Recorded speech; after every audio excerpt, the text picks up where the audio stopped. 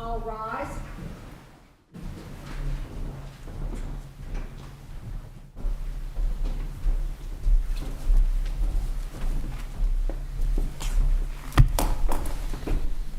This Honorable Court of Appeals is now in session. Please be seated.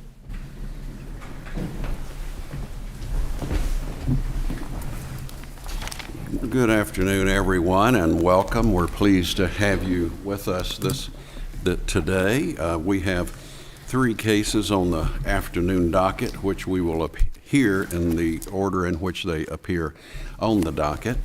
Let me remind each side that the appellants and the appellees have a total of 15 minutes. If more than one lawyer argues for the appellant or appellees, you have to share that 15 minutes. The appellants have the right to reserve up to 5 minutes for rebuttal. So when you come to the podium after you've introduced yourself, please tell us how many minutes you wish to reserve, and we will program the clock accordingly. Are there any announcements? Hearing none, please call the first case. In re estate of Ervin Jack Quinn.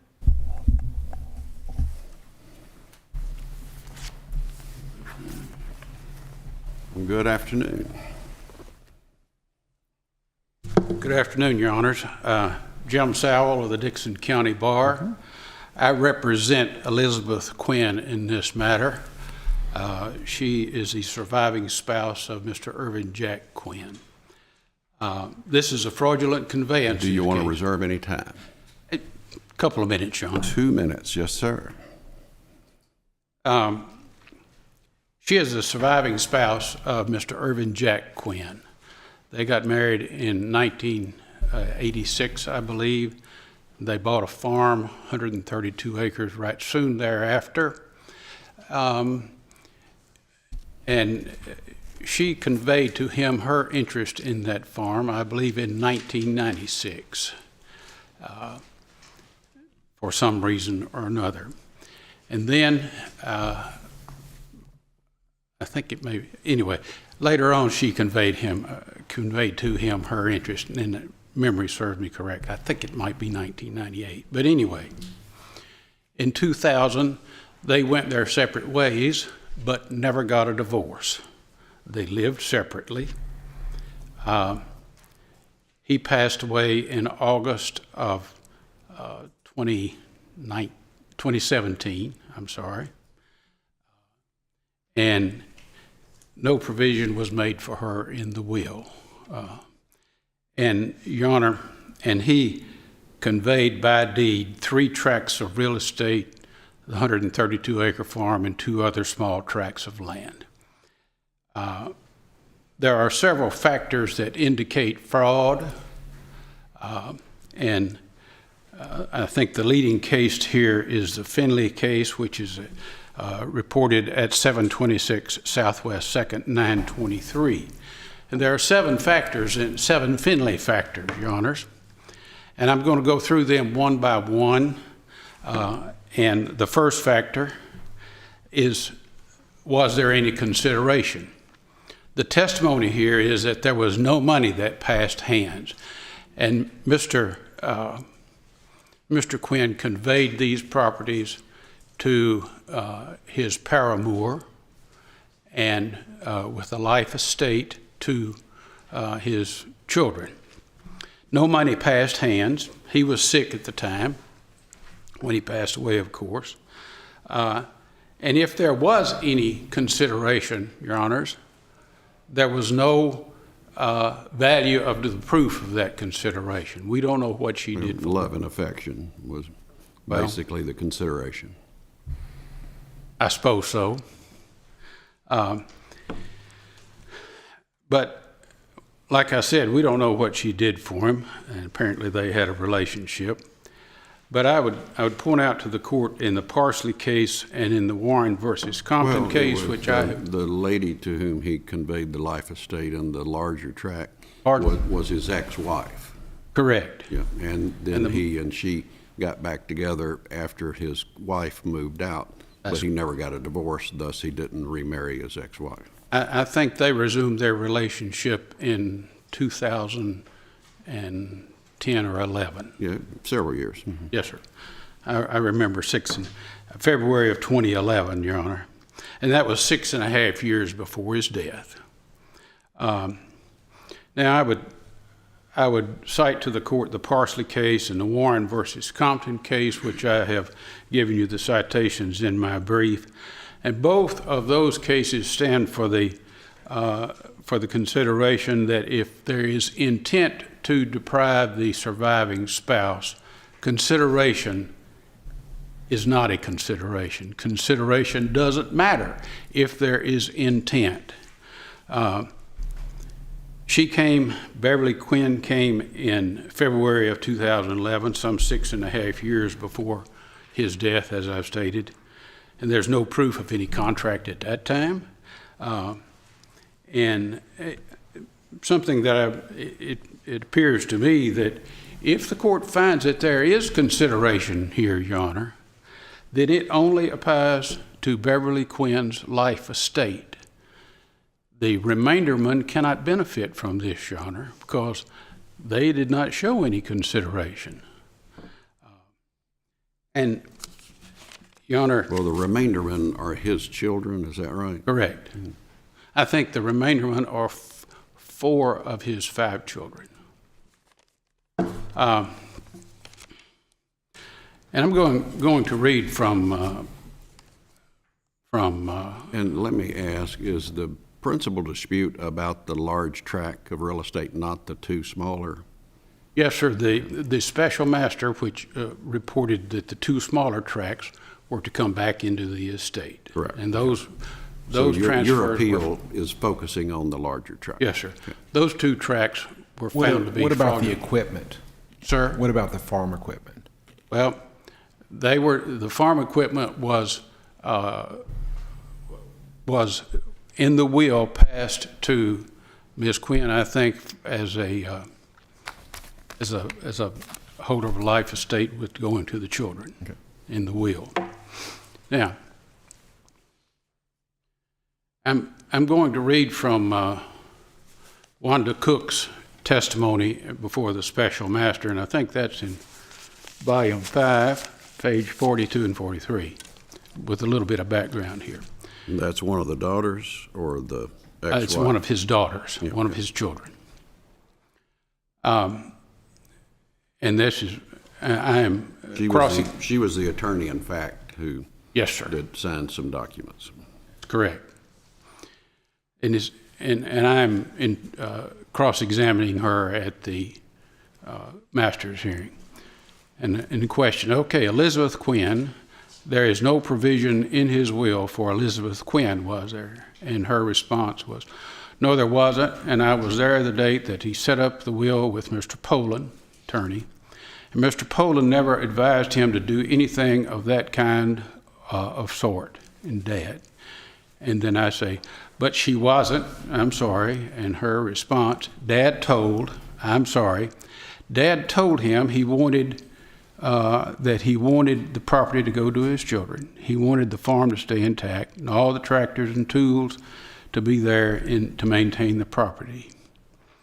And this, he said, he wanted to give my mom the house to live in mainly. I know it's called a life estate, but mainly because she had taken care of him while he was sick. So those are the things he told him, and that was the will that Mr. Poland advised and addressed. I think the word mainly here is significant. That indicates to me that he had something else in mind rather than taking care of Beverly Quinn, who was his paramour at the time. Counsel, there's a sort of big picture aspect to this that I'm struggling with, and that's, it seems that there's a difference being drawn under Tennessee law between an intent to deprive the surviving spouse versus benefit the children. Now, it seems to me those are possibly just 2 different sides of the same coin. How do we distinguish between attempting to benefit the children, you have to deprive the surviving spouse? Are we just looking at 2 sides of the same coin with this analysis? Well, I hope we're looking at all of it, and my time's about to go. But frankly, I did not understand your point there. So here, and to benefit the children, you have to deprive the surviving spouse, right? That's the only way this estate Yes, sir. stays intact. So how do we understand that in terms of, is that an intent to benefit the children, or is it an intent to deprive the surviving spouse? Because Tennessee seems to be drawing a distinction between those two things, Well, and I'm not sure they're not just two different sides of the same coin. Possibly so. I think it is clear he didn't want his surviving spouse to take anything. But he wanted his children to get it. Yes, sir. So I think the word mainly here is important. Time element, and I'm going to go quickly through here. The time element, the will was dated 2 months and 19 days before his death, and the real property was conveyed 3 days before his death. And I'd say impartially there was a certificate of deposit.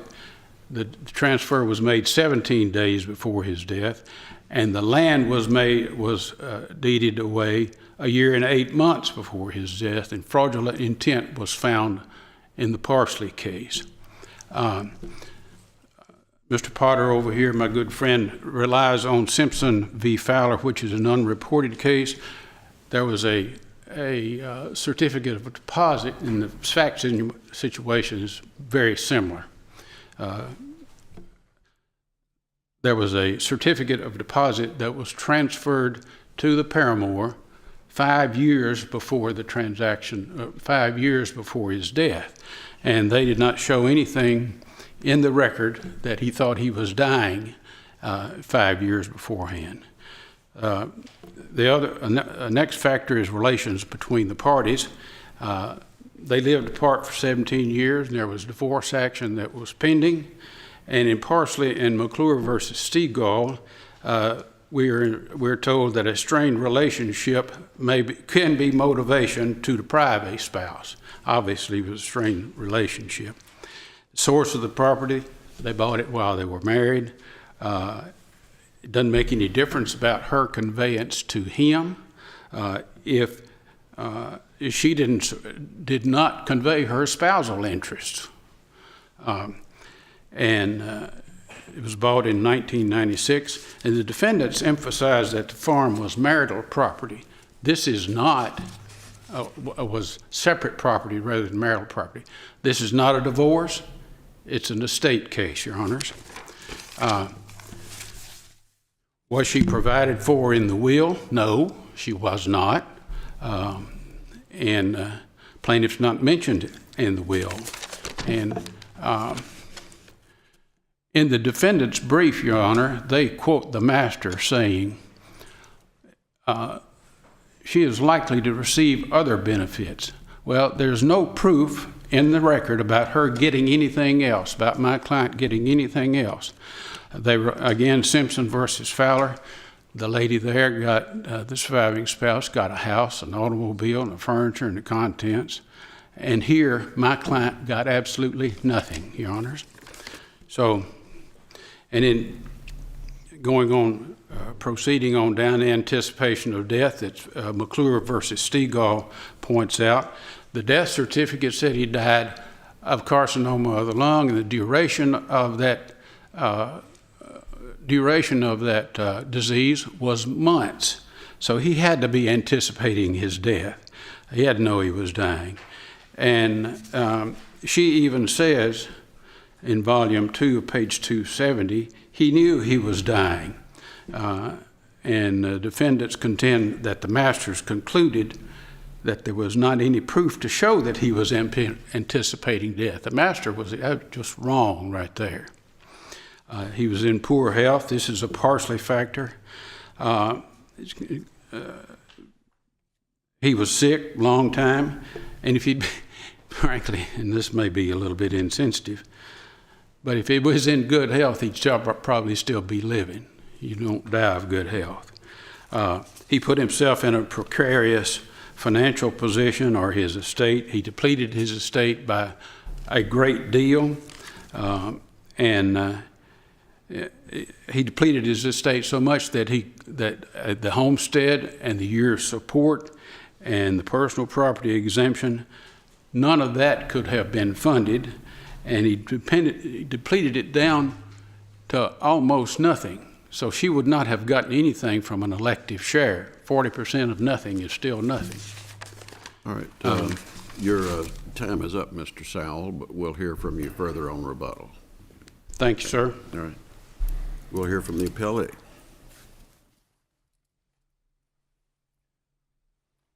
Good afternoon. Good afternoon, Your Honor. Please the court, Timothy Potter, the Dixon County Bar. I'm accompanied by my associate, Ms. Jennifer Foster. I'll be making the argument today. Thank you for hearing the case. Glad to have you with us. Yes, sir. I do represent Ms. Wanda Cook. Ms. Wanda Cook is one of the children of Ms. Beverly Quinn. Ms. Beverly Quinn was the first wife of Jack Ervin Quinn. Does anybody represent the estate? No, sir. Okay. So this is an action directly against your client only? No, I'm sorry. We do represent Ms. Wanda Cook, who was named as the executrix of the estate, so Okay, I apologize. so you're representing her as the personal representative of the estate? That is correct. Yes, sir. I That's what apologize. that's I what thought I you were referring to the other children. They are not. They do not have counsel. But this is really a claim against the estate. That's exactly right. Okay. And they have common defenses if they were before the court today. Right. Mr. Sowell is correct about the basic facts of this case. I'll refer, for sake of convenience, to Miss Elizabeth Quinn as spouse number 2, Miss Beverly Quinn as spouse number 1. It's easier Well, to. why don't we say surviving spouse, since that's the legal position that the plaintiff is in, is the surviving spouse. I'll do that. The other lady, I'm sure she's a fine lady, but she's not the surviving spouse. That's correct. Now, let me ask, is it fair to say that the facts are not disputed as to what assets he held, when they were transferred, whether he was in good health or in poor health? The facts are not disputed. The inferences of the factors, the conclusions to be drawn from these facts is what we're here about, if I understand it. Exactly, and I think Judge Usman got to the heart of the matter. It's going to be an issue of donative intent versus the intent to deprive. That's kind of what the court is weighing, right. And what was Mr. Quinn's objective in transferring these properties. I'd like to talk about the issues before the court today, though, because that sort of narrows what I think the court's going to be doing. The appellant has raised the sole issue concerning the property transfer of the 132-acre farm. That's the only piece of property that's before the court, that transfer. There was some mention of some other properties, but that's not before this court on appeal. The other thing that I think is interesting is that looking at the opinion of the special master, which was affirmed by the trial court judge, he made no ruling regarding the validity of the will. That's simply silent from his opinion. And I know that counsel has mentioned the will a few times on appeal and in his brief, but there's just no ruling below about the validity of the will.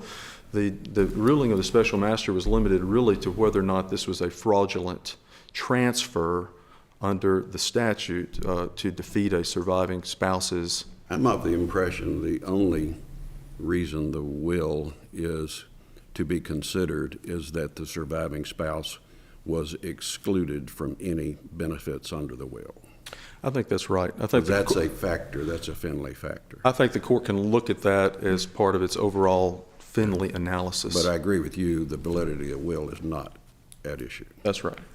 And the other thing that we've conceded in our brief is the issue of the 1998 quitclaim deed from the surviving spouse to the decedent. We agree with the appellant that didn't waive any any spousal interest that they might have as part of the estate. So we're down now to analyzing this under 31-1105. So in that regard, can you help me in pulling apart donative intent and intent to deprive? Because I'm thinking about them, I have a really hard time seeing how I'm not just looking at opposite sides of the same coin and thinking about those two things, especially in a case like this, where there's no other way you get to the donor to being able to give this property without depriving the surviving spouse if you want the land to stay together. So how do we pull those two things apart? I think we just have to look at the precedent and the history before the court in analyzing the statute. The statute is been analyzed and reviewed under a framework of case law, and I'll talk about that in a second. It's not analyzed as a fraudulent conveyance. I know that Mr. Sal mentioned that on behalf of his client in his brief.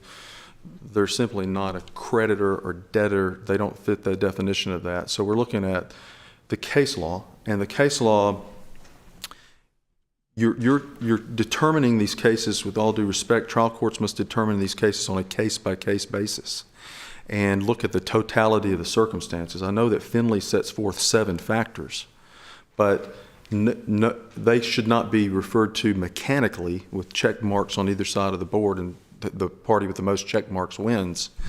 We have to look to the totality of the circumstances, and you have to look, what was the decedent's intent? What can we glean from that? And in our brief, I mentioned a statement from the Warren versus Compton case that Mr. Sal referred to. The circumstances establishing fraudulent intent are as varied as the ingenuity of the human mind may devise. And I love that, because you have to get into the facts of the case and kind of look at what was this particular decedent trying to do. And this case is unique. It is. We've looked at all these cases. There's a couple that are close to it, and I think that one of the close ones is the Fowler case that we've mentioned, and that the Fowler case is pretty close in time. It's the 2014 unreported case, but the facts are very similar. But you have to take a look at the particular facts of this case, and I want to talk about that a little bit. The special master put a great emphasis on factor number 4, and factor of the Finley factors, and that's the relationship between the husband and wife at the time of the transfer. It's important to note again for the record that the surviving spouse and the decedent separated in or around 2000. He died in 2017. Prior to separating, in 98, the surviving spouse quit-claimed her interest in this farm to him. Now, why is that important? I haven't looked at another one of these cases where that happened, but that's just one additional element that I think the court can look at to make a determination about whether or not what he was doing was illusory, whether or not was he doing this transfer in an effort to deprive her, she'd already given it to him, or was he doing it in an effort, a legitimate donative intent to benefit his children.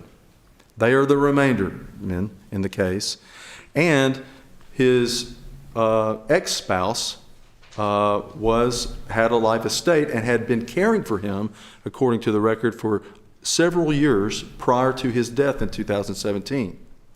So if you look at those facts, if you look at that fact, coupled with the fact that he himself did this transfer, he didn't let a power of attorney do it, an agent of fact do it. He did this transfer by quitclaim to his first spouse and to his children. The court put great emphasis on that and said that there was a particular donative intent here. He wasn't trying to hide it, certainly wasn't illusory, he didn't have it in his name anymore. There had been no animosity between him and his first spouse. They had a good relationship. The proof in the record is that after they separated in early 2000, a few times he gave her money early in the relationship, but she lived in another state. I think the testimony in the record is that she came by and visited him 5 or 6 years before his death and checked on the horses. They had an amicable and a cordial relationship. And so that's one of the factors the courts looked at, is whether or not there's animosity, was there hatred, was there an intent to deprive So what is the intent? So the special master weighed these factors, and I thought did a very good job in his analysis on each factor, laid it out, and concluded that there was no intent to defraud. And again, with respectfully, that burden is on the appellant. They have to prove that there's intent to defraud. It's not as easy as saying, well, they transferred it. Mr. Potter, the decedent had already executed a will that would ultimately give all of the property to his children. Yet 3 days before he died, and while he knew he was basically on his deathbed, he conveyed the property to his ex-wife who was caring for him, with the remainder to the children. Everybody was going to get this property anyway. So the only thing that changed within those 3 days was that the surviving spouse was cut out. How do we not find an intent there to deprive the spouse of her spousal rights? When knowing he was dying, knowing he wasn't going to need these assets the next month, knowing that his ex-wife, the woman he counted on, was going to get the property and his children were going to get the property. I think with all due respect, there is a difference. And the difference is that the remainder men in the will are different than the grantees in the deed. A little bit. One person. One person.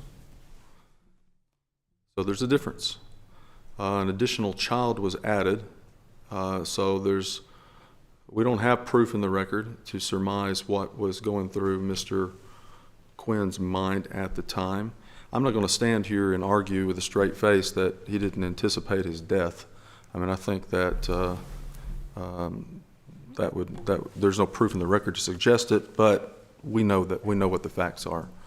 But he did change the names. He did add one additional grantee.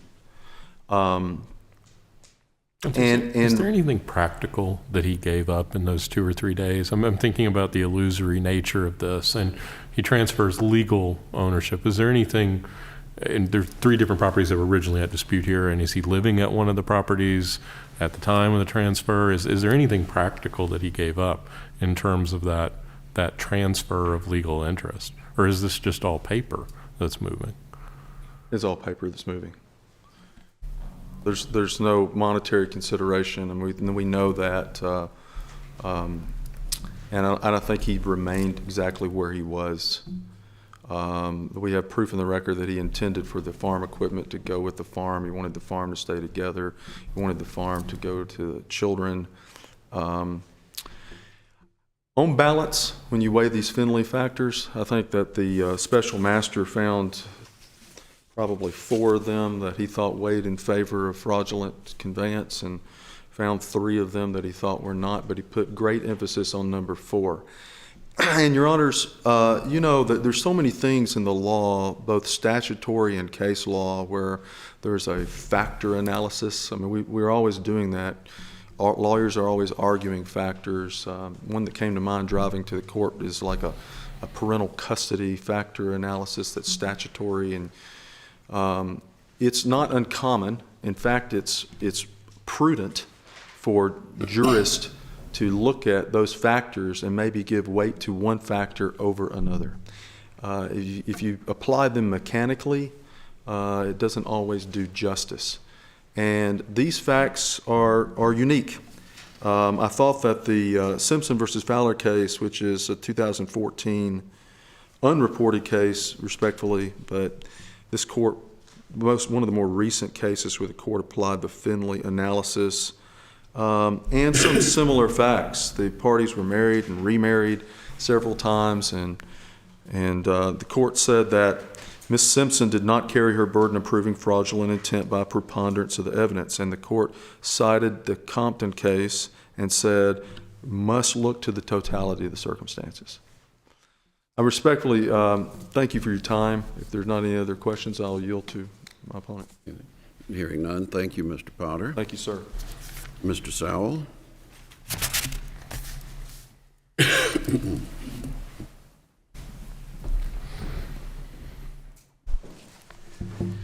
Well, Your Honor, it was brought out that this was not concealed. Actually, it was.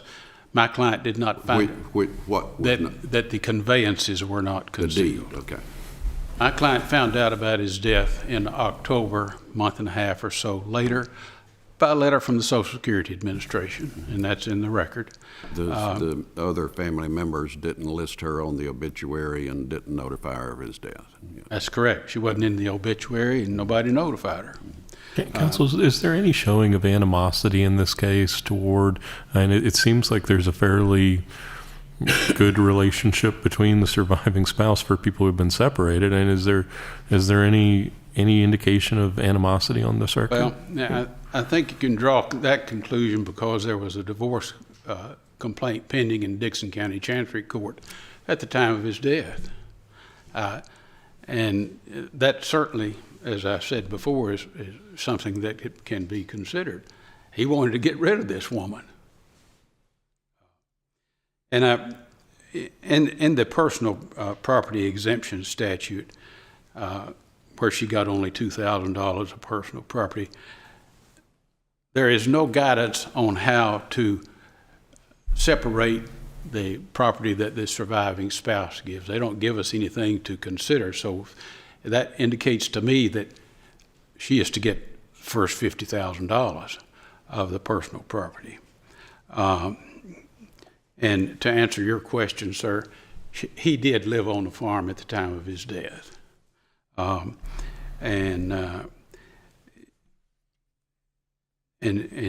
She may have cared for him during his sickness, but remember on the death certificate, it says the duration of the sickness was months. It wasn't years. She didn't make this contract 6 years ago. And then Mr. Potter says that there is no debtor-creditor relationship. I would cite to the court the 66-3-302, and that's the definitions under the Uniform Fraudulent Transfers Act. Creditor, and this is subsection 4, creditor means a person who has a claim. My client actually has a claim against the estate. Debtor means a person who is liable on a claim, and the definition of persons, many things, but it says that an estate is, for these purposes, is a person and any other entity. So there was clearly a debtor-creditor relationship here, Your Honors. All right. Thank you, Mr. Sowell and Mr. Potter, for your arguments. We'll take this matter under advisement.